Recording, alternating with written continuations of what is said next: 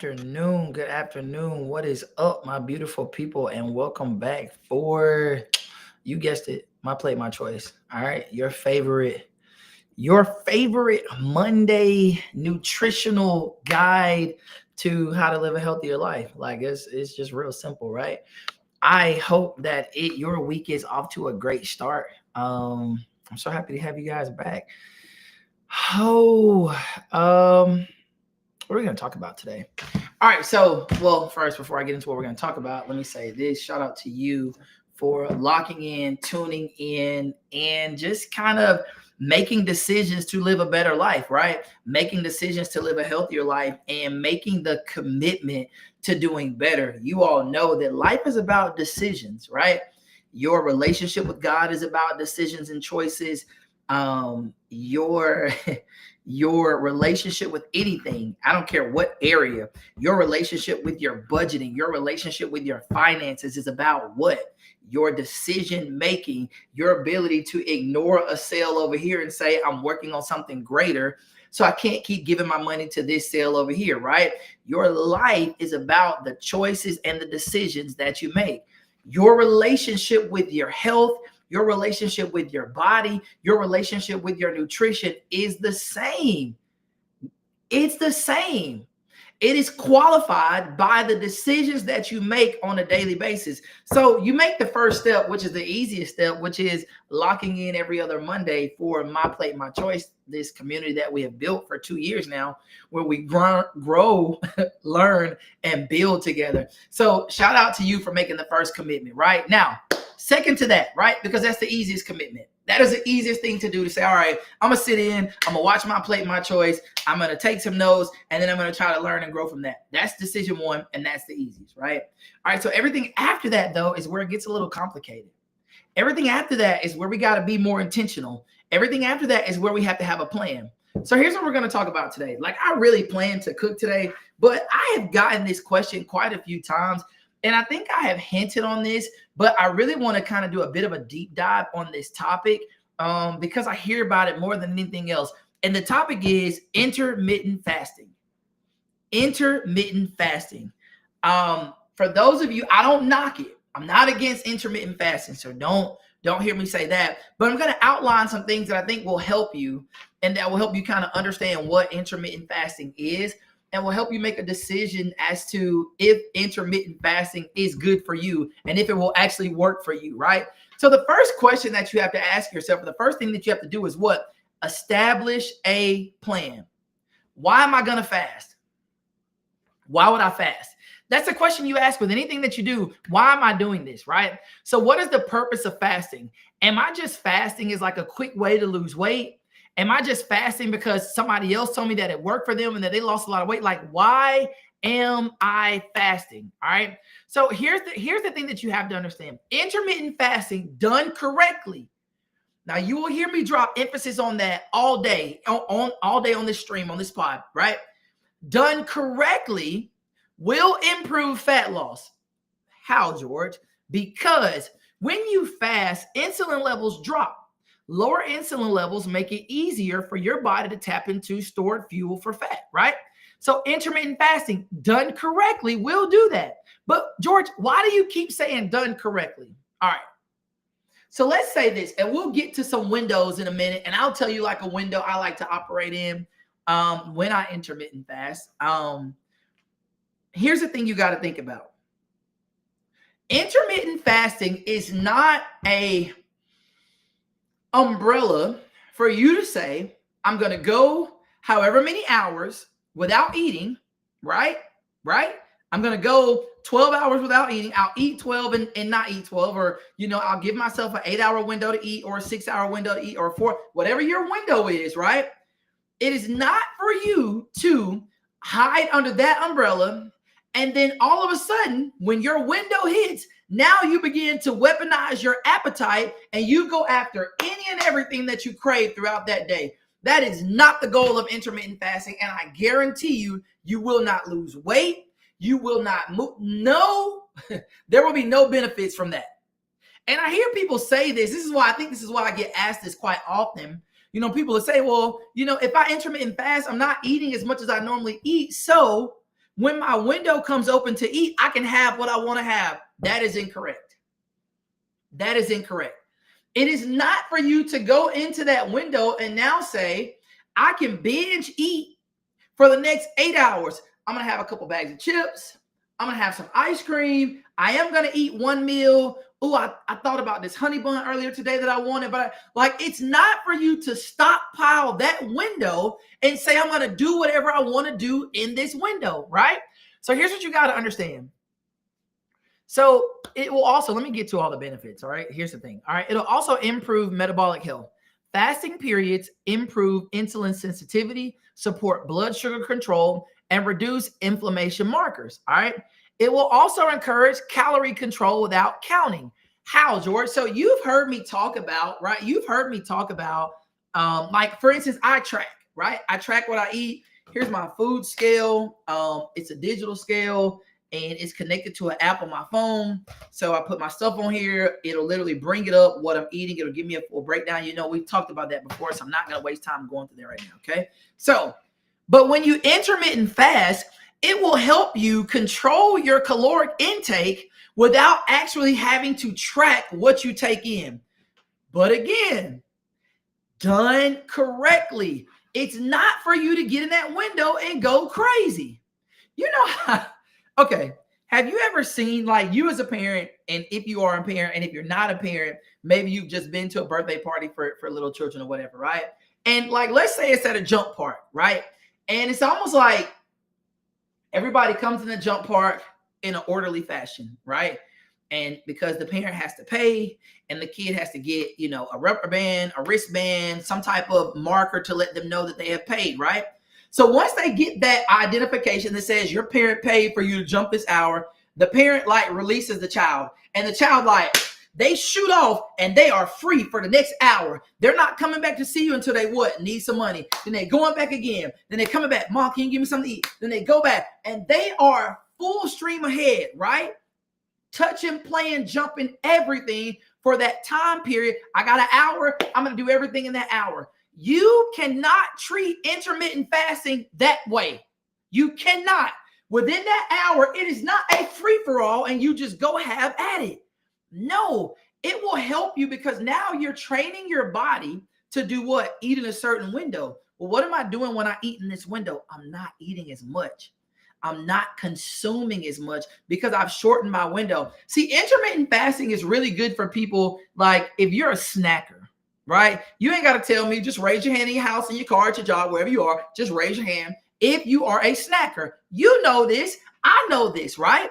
So if you snack all day, got you a post-breakfast snack, then you have a mid-morning snack, and then you eat lunch, or maybe you're not quite ready to eat lunch yet, so you got a little pre-lunch snack, and then you eat lunch, and then you got an on-the-way-home snack because you're tired and you need something to keep you up. So then you go home and you cook and you eat, and then it's like, I got to have a little something to take the edge off before I go to bed. Just a little something to take the edge off. Maybe some Gushers, maybe it's some fruit snacks, maybe it's a little tub of ice cream, a little pint of ice cream, maybe it's a little piece of some pound cake, whatever it is, right? Just a little something for you to take the edge off. If you're a snacker, intermittent fasting may be the plan for you to help get that snacking in line, because now if you are going to make the decision, and if you are going to truly lock in, now you say, okay, hey, listen, if I got a window and my window is, let's say, like a good logical window, like for me, I give myself like a 9 or 10 o'clock window to about 7:30. Like that's a good window for me based on the calories that I need to consume and based on what I do. Like that's a good window for me, right? Now your window might be shorter. You might be on a 6-hour window. A really extreme one is a 4-hour window, whatever. But if you're disciplined and you're locked in, it will help you to abstain from snacking because it's like, oh man, I can't eat right now. So now what are you doing? You are forcing yourself to have mental toughness. Listen, You are forcing yourself to have mental toughness to say, my body is hungry. It wants a snack, but I can't eat right now. I'm not going to eat until my window. So now I'm resisting that urge to have a snack. Now, by the time your window comes, you don't want a snack. The first thing you want is some real food, right? The first thing you want is some real food. I'm not looking for a snack. When I haven't eaten for X amount of hours, I am looking for real food. I want to fill myself up, right? So you want to make sure if you are a snacker, like I promise you, intermittent fasting might be something you want to kind of experiment with and figure out kind of how your body responds to it, okay? So think about this. Let's talk about some pros to intermittent fasting, right? So a simple structure for intermittent fasting is you don't have a complicated meal timing. You just eat within a certain window, right? So if you just say, well, I'm going to eat from 11 to 7, right? Or 11 to 6 or 12 to 8, you may have to do something that works with your work schedule and what you are available to do, right? You may have a window that's like 7 to 3, right? It doesn't matter how you structure your window. The window is the window, and you have to structure for what works for you. So what works for me, my window might not be beneficial for you. So you have to structure it based on how it works in the confines of your entire day, right? But once you establish what that window is, just stick to it. It's simple. It's simple. If you give yourself 11 to 7, eat in 11 to 7. Don't try to go out of it. Don't try to say, oh man, I had this happen. Listen, 11 to 7. Stay in that window. And here's the thing about making changes, guys, ladies and gentlemen. You have to give yourself long enough for your body to, number one, react, and number two, for results to begin to reveal themselves. Okay. So let's think about it from this perspective, right? If you were to save money, so let's say you start a bank account. Let's be real simple. You get a piggy bank. You put $1 in the piggy bank. Now, let's say your goal is to save $10,000. You put $1 in the piggy bank today. You put $1 in the piggy bank tomorrow. You put $1 and $1 and $1. Guess what? You are at $5. Is $5 $10,000? No, you got a long way to go. But will you get to $10,000? Yes, if you stay disciplined and you keep at it. Keep doing it day after day after day after day. Consistency is your friend. Keep doing it. Don't get to the place of, okay, I put my money in my piggy bank. I put my money in my piggy bank. I put my money in my piggy bank. Why am I not at $10,000? Because you just started. Why am I not seeing results? Because you just started. Stick with it. Allow the process to auto-correct your body and you will begin to see results. All right. So here's the thing. Can it help with fat loss? I told you that already. It absolutely can help with fat loss. It's especially effective for people who tend to snack and eat late at night. That's another thing. I didn't cover that, right? So if you are a late night eater, which we know some of us are, right? Some of us is something about that bedtime. I just can't quite get to bed without a snack. You got a little in your little nightstand, the little bottom drawer, or maybe even the top drawer is your little snack cabinet, right? You got a little bin where you keep some little bedtime snacks, right? Okay, listen, this is the plan for you because now we're going to get rid of that because you know that's not your window. I can't eat here, right? I can't eat here. So it's going to help me, all right? So now let's think about some cons. I want to help you understand this. Is intermittent fasting hard to maintain? Yes, everything's hard to maintain, but you got to be consistent. Yes, Ms. Sparks, absolutely. Consistency and patience. You have to be consistent. You have to stick with it. All right. You have to stick with it. It's only hard to maintain. Like, it's almost like when you start something, right? The beginning part of it is always going to be the hardest because now your body is fighting against it. Your body is fighting against you, telling it, no, you're not going to eat it this time. Your body is fighting against you, telling it, you can't have these snacks anymore. So the initial cravings, the initial appetite suppressant, the factors that go into appetite suppression, like the initial part of that is going to be really hard. I'm not going to lie to you. I never lied to you. I keep it straight. Listen, it's going to be difficult, but I promise you, if you can push through that initial window, you'll begin to see change. Like anything else, but you got to work through it. Initially, it will be hard. Initially, it will be hard to say no. And you may have some days where you need to, hey, I'm gonna have to start over because I didn't do well yesterday. So I'm gonna have to start over. Okay, start over, get back on track. You remember in January, what did we talk about? Learning from our mistakes. We made a mistake, let's learn from it. All right. Now, what else? You have to focus on this. In intermittent fasting, you still need to make sure you are eating enough, right? So you can't just say, and it will happen like this because during intermittent fasting, what's going to happen in that process? Your stomach will begin to shrink. What do I mean when I say your stomach shrinks? Your appetite, right? Your appetite will begin to shrink because you're not eating over the 14, 16 hours that you are awake. You have closed that box in to like 6 to 8 hours, right? So your appetite is going to shrink down. It's almost like when you fast, right? Like a true fast, like a church fast. You ever notice, like if you do a fast and, excuse me, if you've ever done a fast where it's like one meal a day or like a meal after 6, because your body has gotten trained into doing that, once you finish the fast, you don't immediately go back into like eating 3 and 4 meals a day. Like it's a process because now you're like, you eat that one meal and you get hungry, right? So again, this is a benefit to you because it's going to help to suppress the appetite, but you got to make sure you eat a full balanced meal, right? So that's why we don't want to load up our window with a bunch of snacks. It's easy for us. You all know, you know this. You can tell yourself you're not hungry and eat a whole bag of chips. You know this. You know this. You know this. So what do?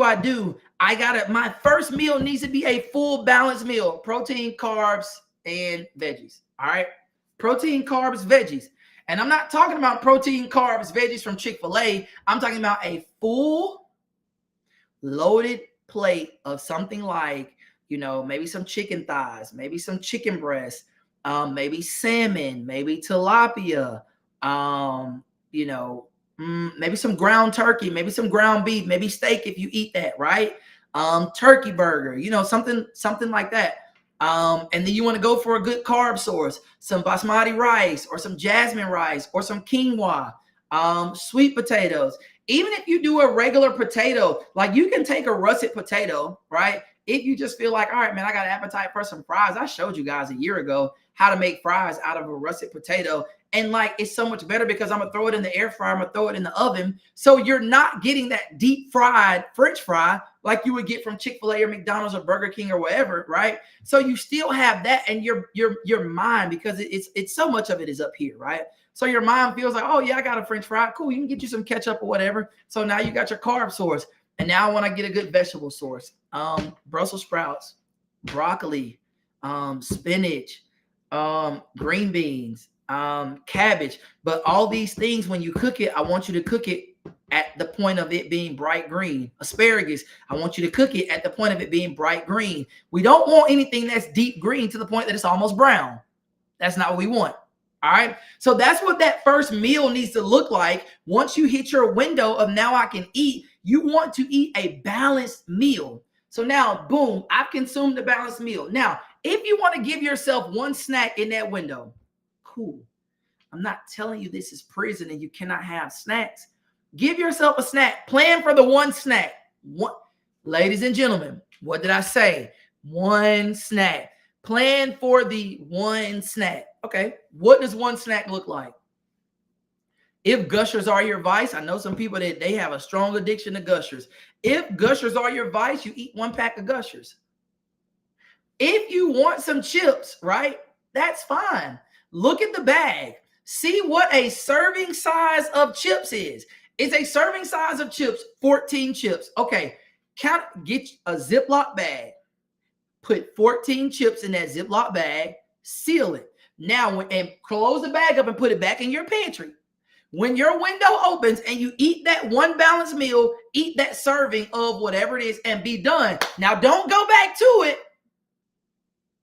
Don't say, man, that really didn't feel like 14. I think I may have miscounted. So I'm going to go add 3 more. And now 3 more turned into a handful. See, now you're about to get yourself out of whack. It's about the decisions that we make.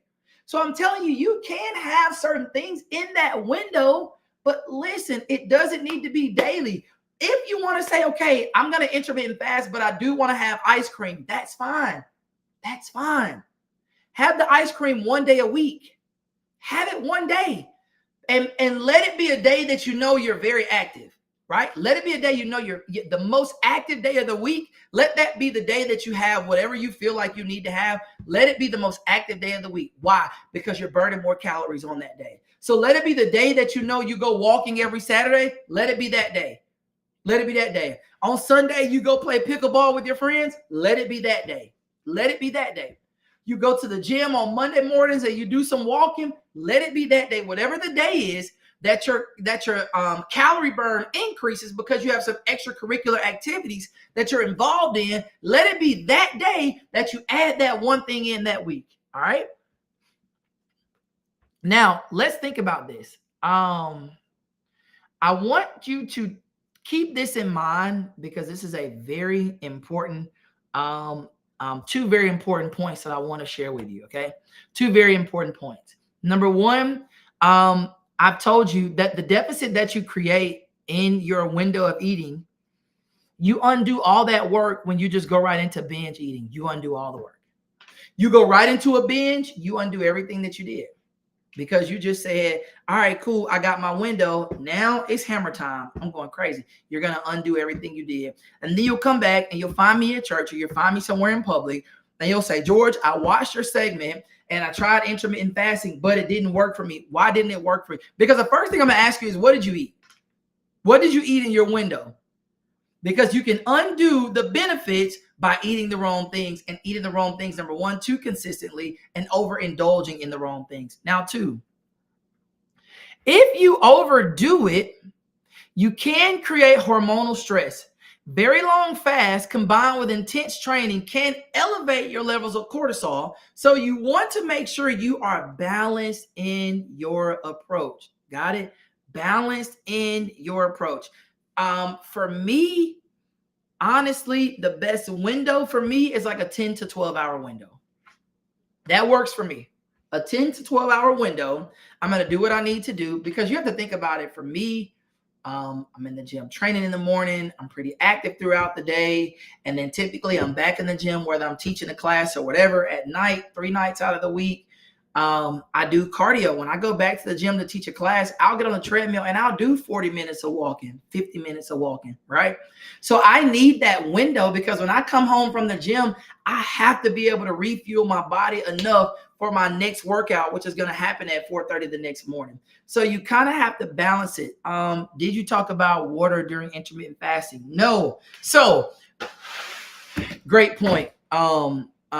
Listen, as for your water, right? Your water intake is your friend. Why is it your friend? Because water, an increased intake of water will help to suppress that appetite. You get hungry, go drink some water, right? Because what you're doing is you're filling your stomach up. When you fill your stomach up and you have that full filling, guess what you don't want? Snacks. Guess what you don't want? I don't want to go eat right now. I'm going to drink some of this water. Cool. It's going to suppress that appetite because now I feel full. And when you feel full, you do not eat. So water, you want to increase that water intake. People tell me I carry this water around like it is my best friend. It is. It is. I tell you all the time, I go to Publix. I buy 7 gallons at a time. And every morning, now I will tell you guys, I'm going to give y'all a little secret. I have fallen in love recently with these things right here. I give you all my little secrets as I learn them. I give you guys my secrets. All right. So I did a race. So I've committed myself to doing a 10K every month for this year. So I did one in January. I did one in February. I'm going to locate the one I'm going to do in March. But a 10K is 6.2 miles. And then I think somewhere along the end of the year, I'm going to try to do another half marathon. I haven't done a half marathon since like 2018, 2019, I believe. Maybe 2017. And a half marathon is 13.2 miles. So I'm just kind of preparing myself for that, right? And so because I have a very active lifestyle, there are things that I have to make sure I do. One of them is to rehydrate my body. Now, am I going to hydrate it with water? Absolutely. But there are certain things that I will add to it. So after the race, they had these these, I'll show you guys closely, right? You're like, what is that? What is that? What is that? What is that? This is what the pack looks like. All right. This is what the pack looks like. This is a variety pack, and it's zero sugar hydration. I don't know if you can see that. You can. Zero sugar hydration, right? This is the lemonade flavor. Zero sugar hydration, right? So what happens is I take these, just one, and I add it to my water. Now, what it does is, number one, it gives my water a little flavor, so that's cool. But guess what it also does? It also gives my body, it rehydrates my body because of the amount of sweat that I push out from my activities and things that I'm doing. Like, you have to make sure that your body is hydrated. So one, you don't experience cramps. Do I cramp up? Absolutely not. Am I very active? Yes. Do I cramp up? No. Why? Because I make sure that my body is hydrated, right? So just one a day.